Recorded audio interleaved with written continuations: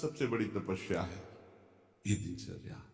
माता सबरी ने एक दिन भी निराशा नहीं पैदा की। गुरु ने कहा था प्रभु आएंगे, रोज वही दिनचर्या, रोज सोहनी लगाना, जल छिड़कना, पुष्पों के पावने डालना, फल आदि चयन करके प्रभु का इंतजार करना। रात हो गई, फिर प्रभु के चिंतन में विश्राम, फिर प्रातः वही करना। कितने वर्षों तक कभी नियमावली में त्रुटि नहीं पड़ी। तो जो गुरु प्रदत्त नियम है, सबरी मां को विश्वास था गुरुदेव के वचन झूठे नहीं होते। उन्होंने कहा है कि प्रभु आएंगे तो आएंगे प्रभु।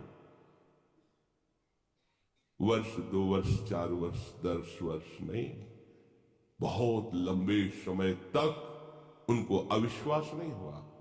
गुरुदेव ने कहा है प्रभु आएंगे। गुरुदेव ने जो हमें नियम दिया है, या हमने गुरुदेव के लिए जो नियम धारण किया है, वो ऐसे फिसड्डी नियम नहीं होने चाहिए। वर्षा हुई तो हम गायब, सर्दी हुई तो गायब, अनुकूल समय है तो हम आकर के हाजिरी बजा रहे। नहीं, हमारी यही साधना है, जो नियम है उसमें हम, यदि हमारे में चैतन्यता है, चलने की सामर्थ्य है, तो हम उपस्थित होंगे निश्चित। जब हम चल ही नहीं सकते तो बात अलग की। तो नियम से ही प्रेम पैदा होता है। भजन में जब तक नियम नहीं होता तब तक भजन में आसक्ति नहीं होती। लोग प्रश्न करते रहते हैं कि हमारे भजन में मन नहीं लगता। आप नियम से भजन करें। दिनचर्या आपकी टाइम से होनी चाहिए। जिस टाइम जो दिनचर्या उसी में, आप देखो उसमें आसक्ति हो जाएगी। और आसक्ति हो जाना ही भागवतिक दिनचर्या में भाव का प्रादुर्भाव करना है। भाव जागृत हो जाते हैं, विक्षेप आदि विघ्न स्वतः नष्ट हो जाते हैं। उपासक जब नियम से ऐसे चलता है और भगवत लीला गुणगान या कीर्तन करता है, तो उसके अंदर ये भाव प्रकट होने लगते हैं।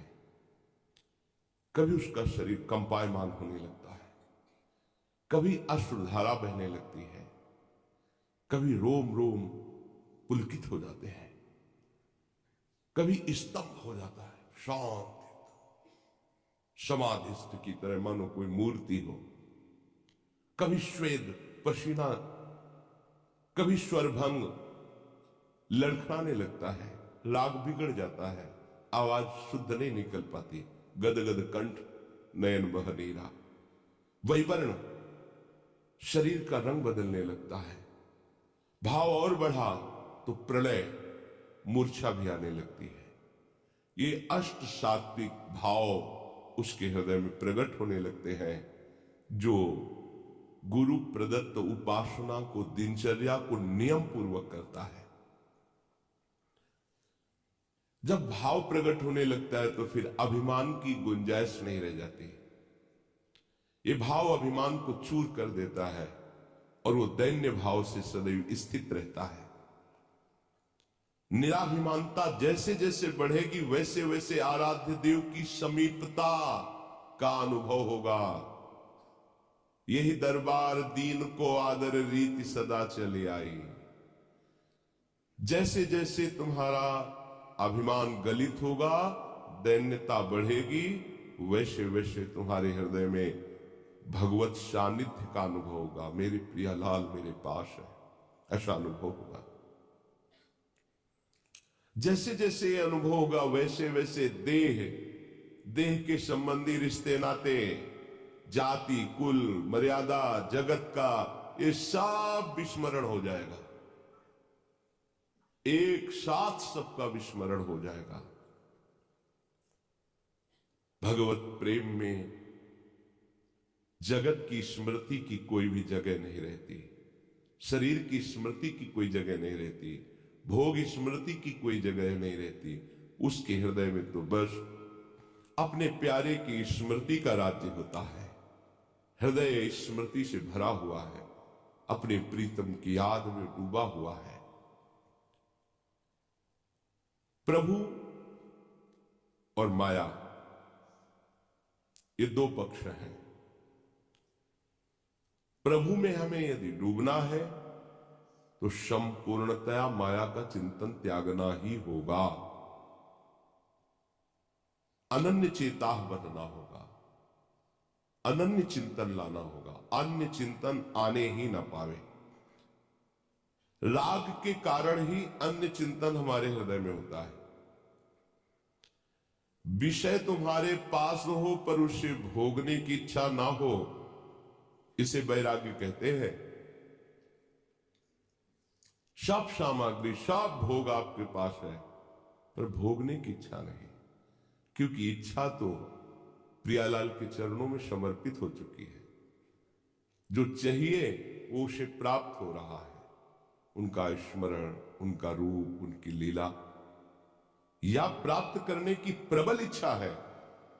प्रबल इच्छा में ही ब्रह्मादिक के भोग सब विषम लागत ताई, प्रबल इच्छा में ही। और कहीं ये इच्छा मूर्तिमान स्वरूप धारण कर लिए है, अर्थात नाम चैतन्य घन होकर विराजमान है। अब लिखना नहीं पड़ रहा, नाम नाम विराजमान, रूप की झांकी हो रही, लीला रसास्वादन में डूब रहा है। अब उसे कौन सा विषय आकर्षित कर सकता है? पर इस रस तक पहुंचने के लिए हमारे अंदर जो विषयों के प्रति प्रियता है उसे विचार के द्वारा नष्ट करना होगा। नहीं है सुख इनमें, चाहे जितना आप भोग लीजिए, नहीं है। एक दिन रुकना ही पड़ेगा आपको। आज ही रुक जाइए, समय बर्बाद मत कीजिए। अपने चित्त को चिंतन में तल्लीन कीजिए, प्रियालाल के भोगों के चिंतन में नहीं। भगवत प्रेम के लिए वैराग्य अत्यंत आवश्यक है। वैराग्य सही माने में प्रेम में ही होता है। पहले स्थूल वैराग्य, प्रकट में वैराग्य, पर सूक्ष्म में महत्व बुद्धि बनी हुई है भोगों में। पर जब प्रभु का प्रेम प्रकट होता है तो वो भी नष्ट हो जाती है। अब चराचर जगत में अपने प्रीतम के सिवा और कोई इच्छा नहीं रह गई। अपने प्रीतम से बढ़कर कुछ अच्छा नहीं लग रहा। अब ये सच्चा वैराग्य है। इसके लिए कभी किसी से दो ये शब्द मत कहना, ये महापुरुषों के वचन है। दो ये कहना मृत्यु के समान है उपासक का। आचार्यों ने आज्ञा की है कि भिक्षान्नम औषधम, प्राणों का पोषण। अगर वैरागी हो, विरक्त मार्ग के पथिक हो तो भिक्षान्न से करो। माधुकरी वृत्ति, आकाश वृत्ति, इन वृत्तियों का सेवन वैराग्यवान उपासक करता है। पर दो अन्य जगह इसका प्रयोग नहीं हो सकता। राधे श्याम मधुकरी मांगने गए, अब कोई घर से निकला और 10 रुपया दे रहा है कि रोटी तो नहीं, रुपया ले लो, नहीं, केवल रोटी। कुछ और दे रहा है, नहीं, केवल। अगर रोटी मांगने निकलो, केवल रोटी। कोई पदार्थ, कोई और वस्तुएं, लो मिठाई खा लेना जाके, नहीं, केवल रोटी। तो रोटी नहीं तो चल दे। किसी से जब ये कोई हाथ पसार कर कहता दो, तो इससे तो अच्छा है शरीर छूट जाए। ये महापुरुषों का अनुभव है। ये जो संत वेश रख करके मांगते रहते। कल एक उपासक ने प्रश्न किया था कि किसी ने उनसे कहा कि मुझे अमुक वस्तु दे दो, अगर नहीं दोगे तो हम तुम्हारा बद्दुआ दे के बुरा कर देंगे।